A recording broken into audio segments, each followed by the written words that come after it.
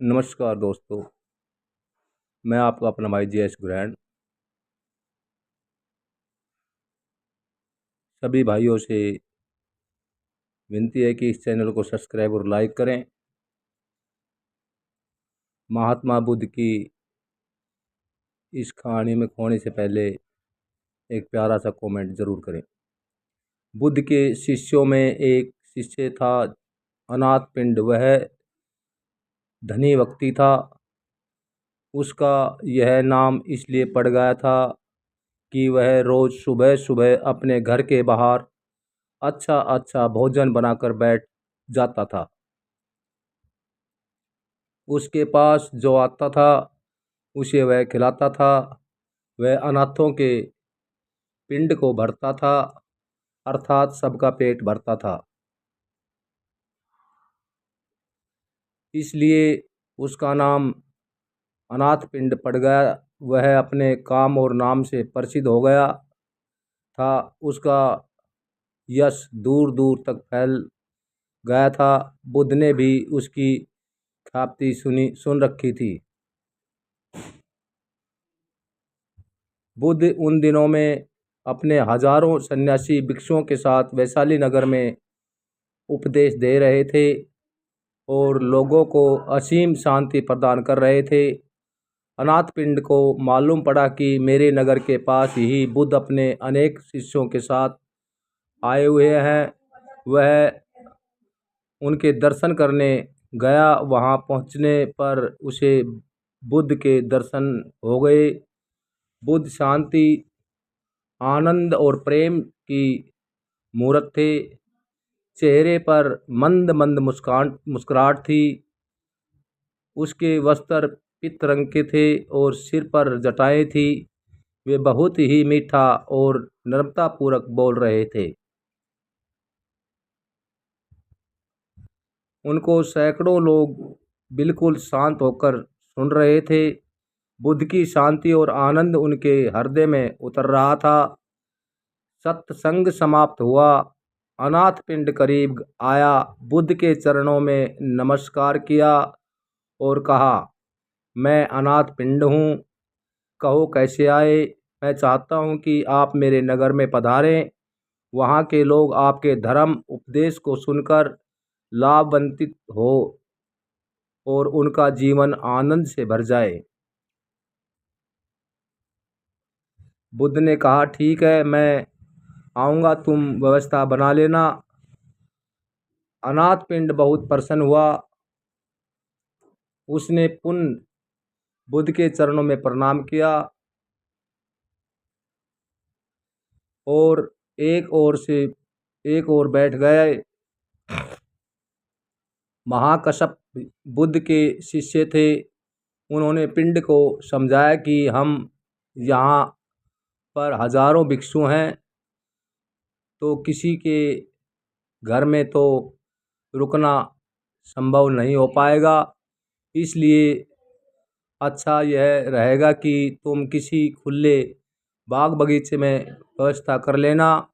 हम जैसे लोग भगवान के लिए एक छोटी सी झोंपड़ी बना लेंगे और हम भिक्षु उनके पास आसपास रुक जाएंगे। अनाथपिंड ने कहा, ठीक है, ऐसा ही होगा। वह अपने नगर को लौट आया और अपने नगर में नज़र दौड़ाए कि कहाँ कहाँ पर व्यवस्था हो सकती है। उसे एक बड़ा सुंदर बगीचा पसंद आया। वह उस बगीचे के मालिक के पास गया। उससे जाकर कहा, मैं आपका बगीचा खरीदना चाहता हूँ। मैंने बुद्ध देव को बुलाया है। उनकी सेवा के लिए मैं उनको यह बगीचा भेंट देना चाहता हूँ, ताकि वे यहाँ पर रहकर लोगों को धर्म का उपदेश देकर उनका जीवन धन्य कर दे। बगीचे का मालिक संत महात्माओं के प्रति श्रद्धा नहीं रखता था, इसलिए उसने साफ मना कर दिया, मैं तो बेचूंगा ही नहीं। बहुत मनाने पर कहा, चलो ठीक है, यह बगीचा तुमको दे देता हूँ, पर इस बगीचे की कीमत एक साथ लूँगा। इस बगीचे की खरीदारी यूँ होगी कि तुम जितनी ज़मीन पर सोने के सिक्के बिछा लोगे, मैं उतनी ही ज़मीन तुम्हें दे दूँगा। अनाथ पिंड के तो प्रसन्न के मारे आंसू निकल आए। उसने कहा कि शुक्र है, तू राजी तो हुआ। मुझे बुद्ध देव को यहाँ पर लाना है, और अगर इतनी बड़ी कीमत भी है तो मैं ये कीमत भी दूंगा। अनाथ पिंड अपनी सारी दौलत, सारा सोना बैलगाड़ियों में भरकर ले आया। उसने सोने के सिक्कों से सारा बगीचा पाट दिया, सोने की तब बिछा दी। वहाँ के लोग अनाथ पिंड को पागल कहने लगे। इसने एक महात्मा के लिए अपनी सारी संपत्ति लुटा दी। लोगों को क्या मालूम कि संत, महात्मा और गुरु का सानिध्य कितना अमूल्य होता है। महात्मा बुद्ध 40 साल तक देश भर के गांव-गांव में जाकर धर्म का उपदेश देते रहे। उनका यह भाव था कि जिस आनंद में मैंने पाया है वह जन जन तक पहुँचे। शांति पाने का अधिकार सबको है। वे घर घर जाकर ज्ञान का दीप जलाना चाहते थे। उन्होंने जीवन भर अनेक दीप जलाए। उनके उपदेश से अनगिनत लोगों का मन निर्मल हो गया। अनाथ पिंड के मन में बस एक ही इच्छा थी कि मैं महात्मा बुद्ध का संदेश प्राप्त करूं। अपने नगरवासियों के साथ बैठकर बुद्ध देव का उपदेश जो अमृत है, सबके साथ बैठकर ही पी सकूं। बगीचे के मालिक ने देखा कि सारा बगीचा सोने के सिक्कों से पटा पड़ा है। वह अनाथ पिंड की एक महात्मा के प्रति अगाध श्रद्धा को देखकर हैरान रह गया। उस उसका हृदय पिघल गया। श्रद्धा की बुझी हुई ज्योति जल उठी। उसने मन में कहा, मैंने बहुत ही गलत किया है।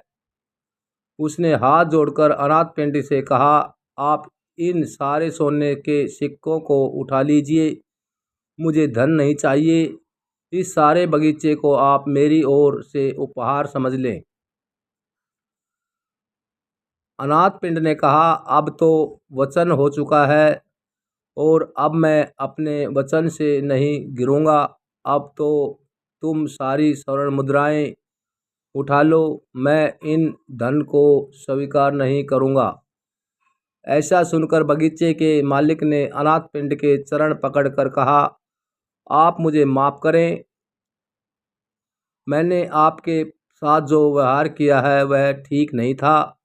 आज मैं पछताता रहा हूँ, और मुझे समय पर गलानी हो रही है। अनाथ पिंड को उस पर दया आ गई। उसने उसको एक उपाय सुझाया कि महात्मा बुद्ध जब कुछ समय बाद धर्म उपदेश की वर्षा करके दूसरे गांव जाए तो तुम वहां पर जाकर उनकी और उनके सारे शिष्य के रहने की व्यवस्था करना। धन के लोभ से सत्संग का लोभ कहीं अधिक श्रेष्ठ होता है।